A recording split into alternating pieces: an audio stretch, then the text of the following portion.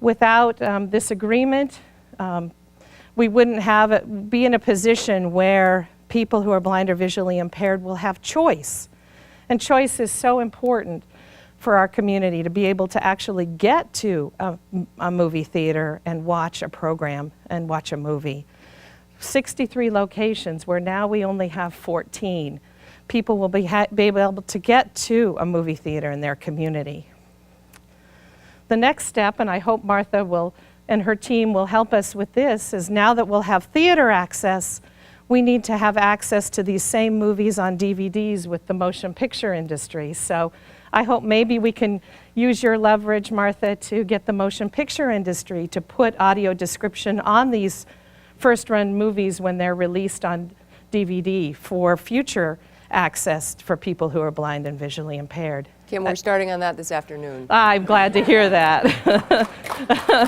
So again, thank you to everyone involved. There's a lot of people in this room had a lot to do with it, but it's certainly a pleasure to be a part of such an event today, and thank you so much.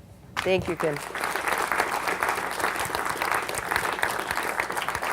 And now it's my pleasure to introduce Larry Goldberg, who's the Director of Media Access, the Media Access Group here at WGBH. And he's going to show you how he makes the magic happen, right? And we're going to take 1 minute, because I think we're going to move down to seats in the front so we can see.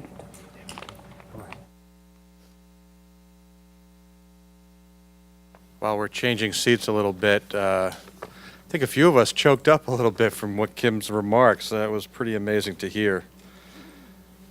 I'll give a little background on how we got here today. And I have to say, first of all, we're really honored to have the Attorney General and her staff, the commissioners, and Kim Charlson with us here at WGBH. It's a great, great day for us. As our President John Abbott mentioned, WGBH has a proud history in providing solutions to overcome barriers to access to media and technology for people with disabilities. And that work really is only possible because this phenomenal staff we have in our Media Access Group and our National Center for Accessible Media, who work really hard to overcome many, many barriers every day to try to bring these technology solutions to the world.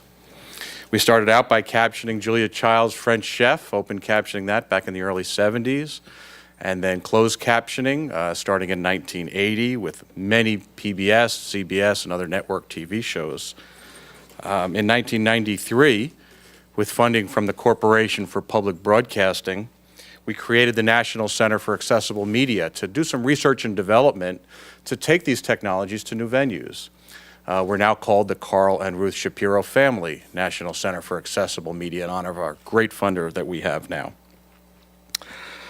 But we are also stretching our wings out to the world of the web and DVDs, as Kim mentioned. In-flight technology, mobile technology, all of these things should be accessible to as many people as possible, and that really is our mission. Online education, and of course the movies, and that's why we're here today, one of the oldest entertainment technologies in this country, and something we began working on in the early 90s.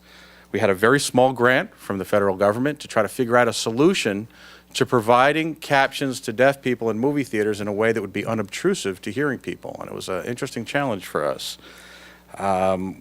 We immediately invited folks from the National Association of Theater Owners, the Motion Picture Association, and consumers to help us figure out what the best design would be.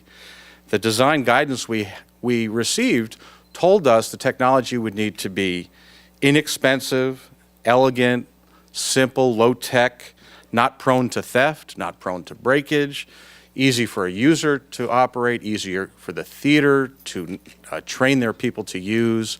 We really took the guidance from industry and consumers together to figure out what would really work for people in a movie theater. And to that, of course, we added our descriptive video as well. The TV studios, the movie studios have been tremendously supportive since day one, helping us with the content side of things, as well as the exhibitors figuring out how to get this into the theaters themselves. We're now working on completing the standards for digital cinema. You may know that many movie theaters are converting to digital cinema.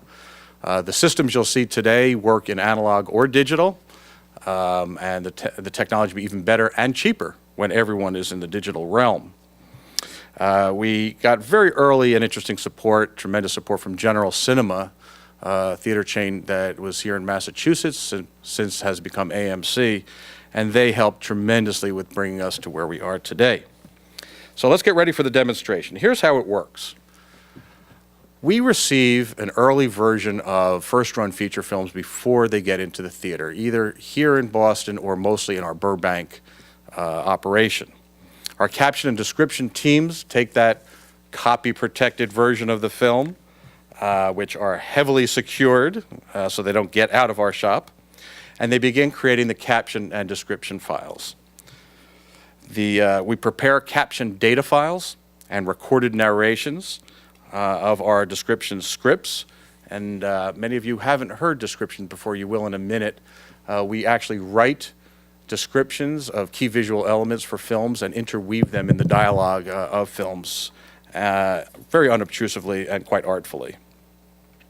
These caption and audio data files are then put either on an Access CD for an analog theater or become part of the digital cinema package for digital cinemas. These files are then sent to the theater on time for use on the day and date a film opens, and rarely is there an exception that these films are not accessible from the day that anyone can see them from the premiere. The caption data is then displayed on the LED data wall in sync with the film, as you see in the back of the theater today, or available on a headset for the audio for blind people, usually infrared or FM headsets. Today, you'll see a demonstration of rear window captioning. There are other systems coming onto the market very soon, especially with the significance of today's announcement. There will be other ways of watching captions. This is our baby, and we'll show you this one today. Those of you who are sitting in a seat with a reflector, you can adjust it now so you can read the captions that are up on the test message up on the screen. The reflectors on the seats today are clamped to your seat because we don't allow cup holders in this theater. But you probably know movie theaters enjoy having cup holders. And so those reflectors have these rubber pucks that fit into the cup holder. And so if you have a reflector, adjust it now. Try to get that image so it appears on your reflector and perhaps falls at the lower part of the screen, though you can adjust it any way you want, no matter where you are in the theater. The description today will be played right through the main speakers because we didn't have enough headsets for everyone. So you'll hear description on this clip from the movie Up right in the audio that everyone hears. But normally the extra descriptions are just in the headset for blind and visually impaired people. We'll give you a couple of minutes to check out this clip, and then we'll bring the lights back up and we'll take some questions. So enjoy a little bit of the movie Up.